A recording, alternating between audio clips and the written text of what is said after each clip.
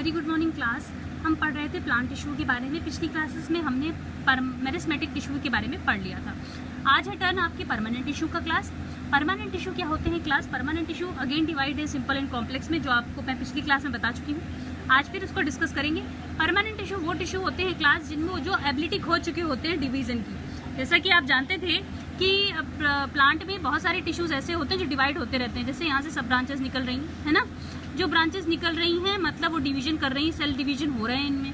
तो वो कौन से टिश्यूज कर रहे हैं? मेरिस्मेटिक टिश्यू कर रहे हैं। और जिन्होंने अपनी ग्रोथ मतलब सपोज इस सिरे ने अपनी ग्रोथ कम कर दी है, मतलब इस सिरे ने अपनी ग्रोथ बंद कर दी है और इस सिरे ने सपोज अपनी ग्रोथ कर रहा है अभी, ठीक है।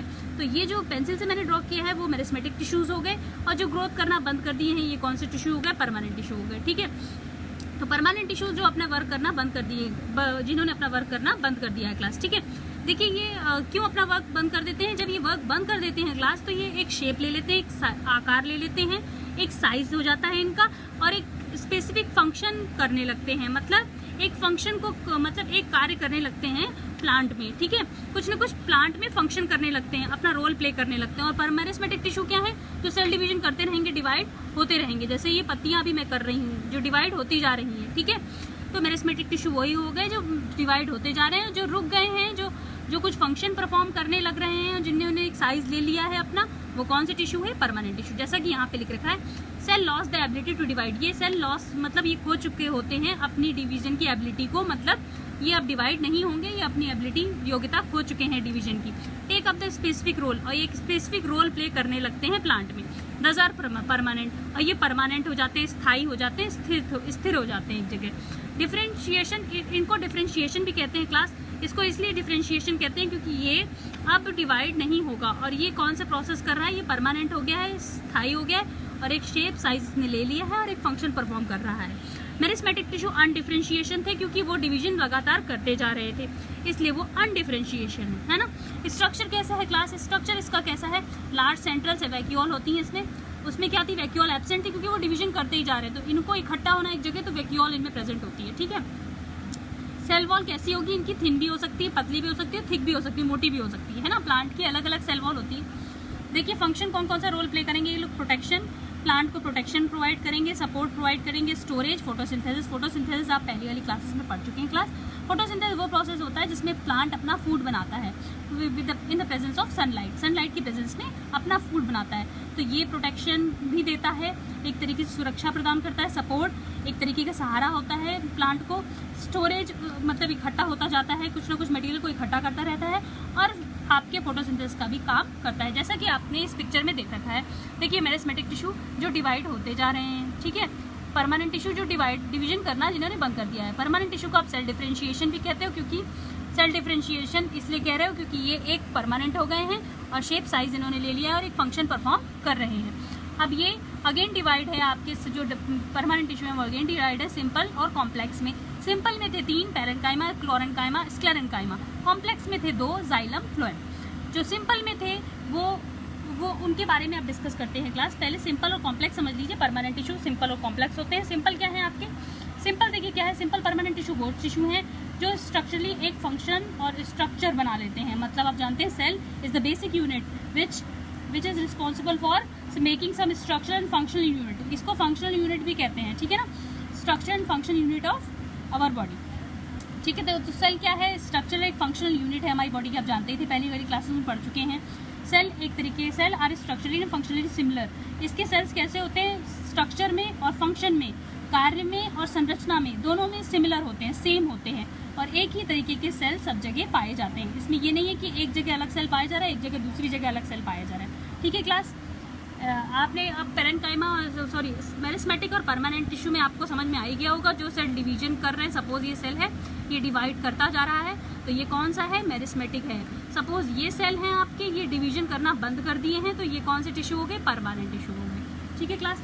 नाउ द टर्न ऑफ अब आपका टर्न आता है पैरेन्काइमा का। सिंपल परमानेंट टिश्यू का पहला पार्ट जो पैरेन्काइमा है क्लास, ठीक है। परमानेंट टिश्यूज क्या होते हैं क्लास? देखिए परमानेंट टिश्यूज आपके पैरेन्काइमा 2 पार्ट में डिवाइड है, क्लोरेन्काइमा, स्क्लेरेन्काइमा।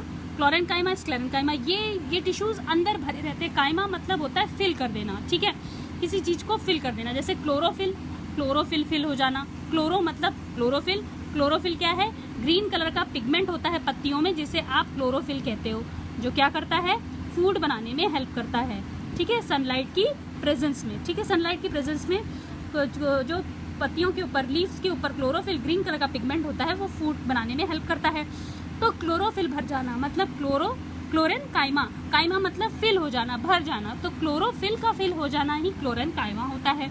एरन काइमा मतलब एयर, एयर का फिल होना बीच में टिश्यूज के सेल्स के, तो वो होता है एरन काइमा। अब देखिए आपको और अच्छे से समझ में आएगा ये कहाँ पाए जाते हैं क्लास। अकरेंस इसकी stem, root, leaves, flower, fruit, ये मतलब इन सब जगह पाए जाते हैं पेरेन्काइमा, ठीक है।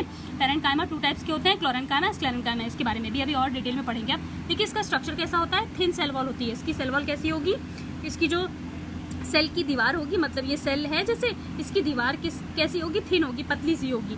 राउंड पॉलीगोनल मतलब गोल होगी, ठीक है। शेप कैसा होगा, राउंड होगा, पॉलीगोनल होगा। इलोंगेटेड भी हो सकता है क्लास इन शेप में, ठीक है। शेप में ये लंबा भी हो सकता है, गोल भी हो सकता है। इंटरसेलुलर स्पेस आर प्रेजेंट मतलब ये जैसे सेल हैं इनके बीच में जो गैप देख रहे हैं आप सर क्लास, तो ये आपका इंटरसेलुलर स्पेस होता है। क्या होता है ये इंटरसेलुलर स्पेस, जो गैप होता है सेल के बीच में, यही इंटरसेलुलर स्पेस है। जब माइक्रोस्कोप के थ्रू आप पेरेन्काइमा को देखते हैं तो कुछ इस तरीके का नजर आता है, ठीक है।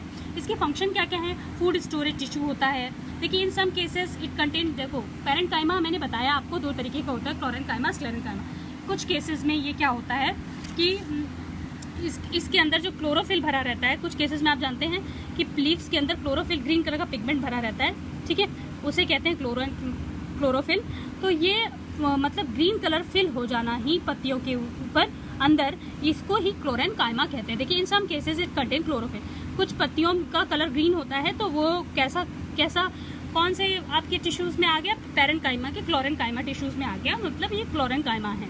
और कुछ आप जानते हैं कुछ सेल वॉल, कुछ जैसे ये सेल है, जैसे ये आपकी पत्ती है, ठीक है, लीव्स है, सपोज ये लीफ है, इसके बीच में सेल्स है, इसके बीच में बहुत आप देख रहे गैप है, सेल्स के बीच में गैप है, तो ये गैप जो है इसमें एयर फिल हो जाती है, तो इसको कहते हैं एरेन्काइमा।